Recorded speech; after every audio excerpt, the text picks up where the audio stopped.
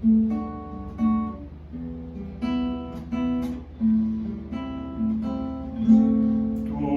és divina e graciosa, estátua majestosa do amor por Deus esculturada e formada com ardor, calma da mais linda flor, do mais ativo olor, que a vida é preferida pelo beija-flor.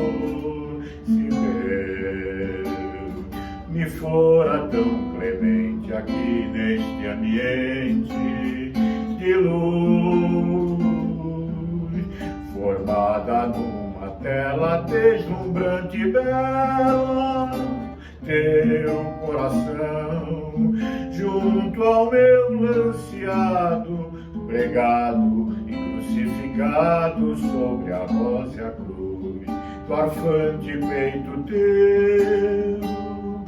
Tu és a forma ideal, estátua magistral, alma perenal do meu primeiro amor, sublime amor.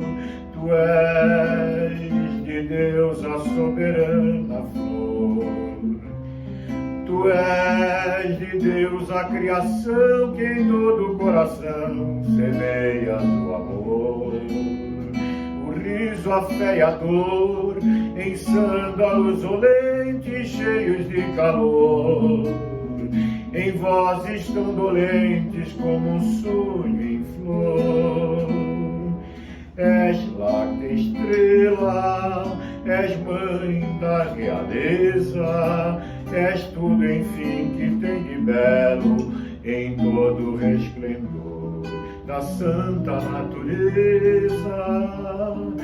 Perdão, se ouso confessar que eu hei de sempre amar-te, ó flor, meu peito não resiste. Ó meu Deus, quanto é triste a incerteza de um amor que só me faz penar e esperar, enquanto sirte um dia aos pés do altar. Jura